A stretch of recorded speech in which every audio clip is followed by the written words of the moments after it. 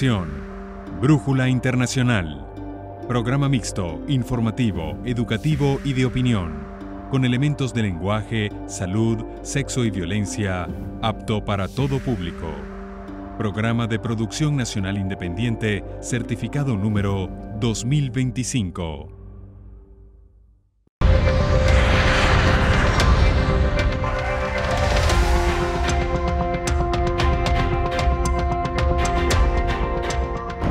Bienvenidos a Brújula Internacional, siempre estoy el recorrido por los escenarios internacionales con el choque de las imágenes y la fuerza de las palabras. Hoy más con la fuerza de las palabras con especialistas en distintas áreas del derecho internacional y del derecho penal internacional. Fernando Fernández es uno de los conocedores, por cierto, autor del Código de Derecho Penal Internacional, que todavía no estamos con la Corte Penal Internacional de acuerdo a la legislación nacional, ¿no?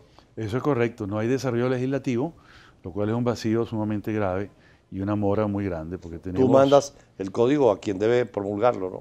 Sí, está en la Asamblea Nacional, en la Comisión de Política Interior, y bueno, digamos, tenemos una mora del año 48, cuando se aprobó la Convención contra el Genocidio. Y con relación al Estatuto de Roma, la mora es del año 98, cuando se aprobó.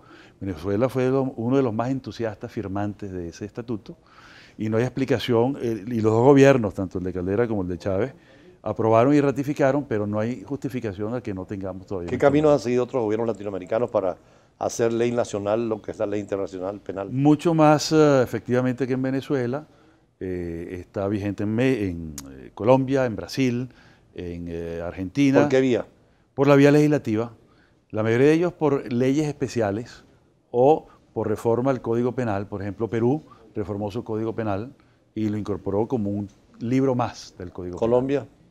Colombia lo tiene desarrollado en el Código Penal también, y fíjate tú que es muy importante, sobre todo en temas de conflicto no internacional.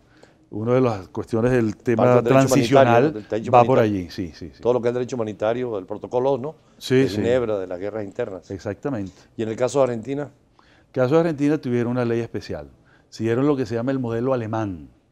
El modelo alemán, que también lo sigue Canadá y muchos países de Europa, inclusive países como Bélgica, Suiza, tienen leyes especiales que les permite una gran flexibilidad para aplicar el estatuto. Por cierto, en el estatuto confluyen los dos grandes sistemas jurídicos del mundo, el Commonwealth y el derecho napoleónico latino. Exactamente. ¿Cómo hicieron para ensamblar los procesos, los procedimientos, los sistemas? Bueno, yo estuve participando ahí como lobista, ¿no? Hice cabildeo desde Amnistía Internacional y la Coalición Internacional por la Corte Penal Internacional, y pudimos presenciar no solamente las grandes tradiciones jurídicas, la del derecho continental europeo, que es el derecho escrito codificado, y la del derecho anglosajón, que es el derecho americano, el inglés y de toda la jurisprudencia, ¿no? Sino que también hasta los árabes participaron. Son muchos los países musulmanes que participaron, en países africanos, y que están incluidos allí, pues, ¿no? ¿Cómo hacer una síntesis de esos enfoques penales de acuerdo a las culturas y a las regiones? Por eso es que el estatuto tiene algunos vacíos, ¿no? Que ha empezado a llenar la jurisprudencia y que ha empezado a llenar, por ejemplo, la Asamblea de Estados Partes.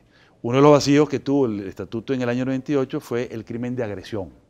Se tipificó en el año 2009 con el avance que se hizo en Kampala, y donde se incluyó pues, el crimen de agresión, y ahora está tipificado.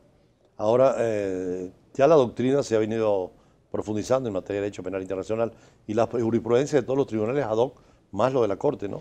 Eso es correcto. Y los tribunales locales. Porque, por ejemplo, ha habido grandes avances en temas como la tortura como medio para cometer el crimen de genocidio. Hay un caso famoso en Ruanda, el caso Akayesu, un fiscal que facilitó una cantidad de actos de violación a mujeres, cuyo propósito era matarlas porque eran tutsis. Y el arma utilizada era la violación. Entonces la violaron hasta que las mujeres morían, pues, ¿no?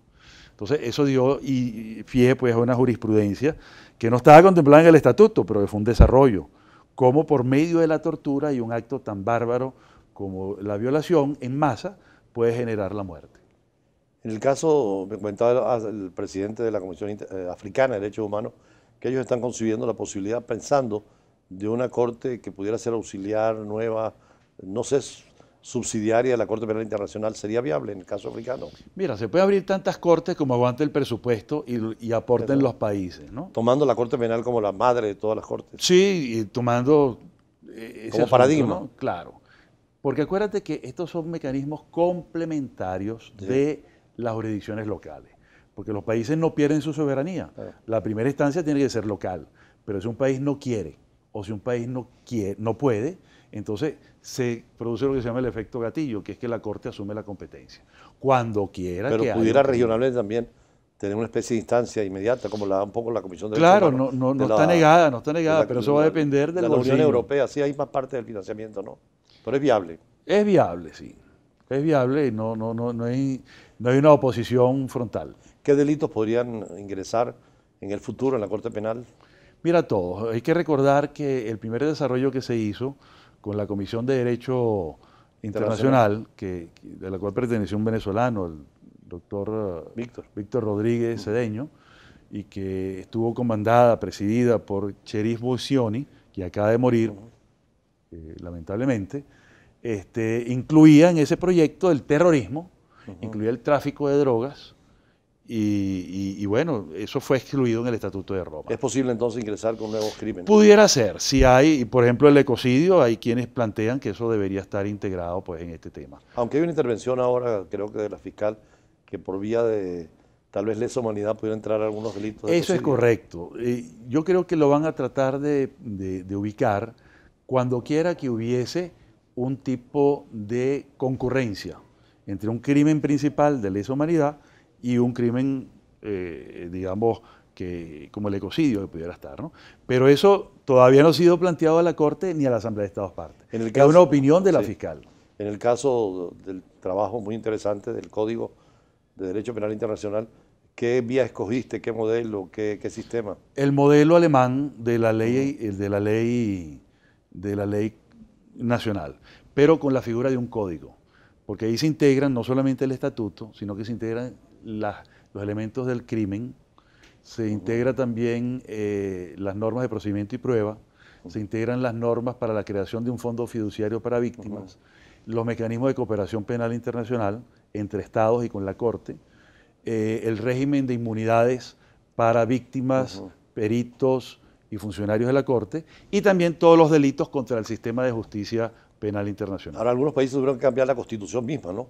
En Sí. el caso, por ejemplo, de impunidad del jefe de Estado. Sí. Aquí habría que cambiar un tema muy importante que es la extradición de nacionales para la Corte. Porque está previsto precisamente. Está previsto en la Constitución que se prohíbe, pero el estatuto no tiene ningún tipo de límites y no puede utilizarse ese tipo de excusa para proteger a algún funcionario, para proteger a algún criminal de lesa humanidad o ¿Se genocidio. podría llegar en el futuro a la tesis del juez Garzón de una justicia, de una competencia universal? Bueno, ya existe, y Venezuela no la tiene, por cierto. No nos olvidemos del caso Eichmann, caso en Israel, que es un caso paradigmático con todos los problemas que generó, y el caso Pinochet, Claro. que ha generado ya un tema muy interesante. La jurisdicción universal es que consiste en lo siguiente: los países desarrollan las mismas normas del estatuto, pero aplicables extraterritorialmente, de manera tal pues que pudieran conocer un país X de hechos que ocurran en otro país. Un caso interesante es Bélgica, por ejemplo. En Bélgica y en Suiza hay instancias judiciales que aceptarían una denuncia contra algún criminal que esté implicado en estas cosas y pueden procesarlo localmente a pesar de que los hechos no hayan ocurrido en sus países. Esto está vinculado naturalmente con los derechos humanos, ¿no? Y sobre Totalmente. todo las sanciones a la violación. Es uno de los mecanismos nuevos de participación o intervención jurídica en la protección de los derechos humanos. Acuérdate que Kant decía, de todo derecho nace un deber. Entonces, el deber de protección de los derechos humanos está en eso. Y es vinculante. O sea que fue una lógica obligatorio. jurídica llegar a esto. ¿Perdón? Fue una lógica jurídica, Sí. después de la Declaración Universal y los pactos y convenios, llegar a una justicia universal. Eso es correcto. Yo creo que ahí Kant tuvo un valor importantísimo, no olvidar su trabajo sobre la paz perpetua, y luego Kelsen. Yo creo que son los grandes autores que están detrás de esto, y esa idea se ha plasmado en este tipo de instrumentos. ¿Cómo quedan las ideologías con esas concepciones globales que tienen también de la justicia y el derecho penal? Bueno, no se puede, fíjate tú, qué interesante esa pregunta, porque justamente la ideología marxista, leninista, Claro, a estalinista, eso me refería. ha sido la mayor causante de politicidios, Es decir, el tema del enemigo del pueblo, el tema del enemigo de clase, el imperialismo, etcétera, ¿no? la dictadura del proletariado. Exacto, la imposición de una dictadura del proletariado a la fuerza, ¿no? Entonces, ¿qué ocurre? El mayor número de letalidad por un sistema de ideas ha sido por el marxismo, leninismo, estalinismo, que justamente cumplió 100 años el bolchevismo, claro, el año pasado, y este año cumpliría Marx 200 años, ¿no? Bueno, muy roto, ya muy acabado con todo lo que fue la perestroika y el glasnost. Claro, es que, y eso explica cómo estos sistemas no solamente son letales desde el punto de vista del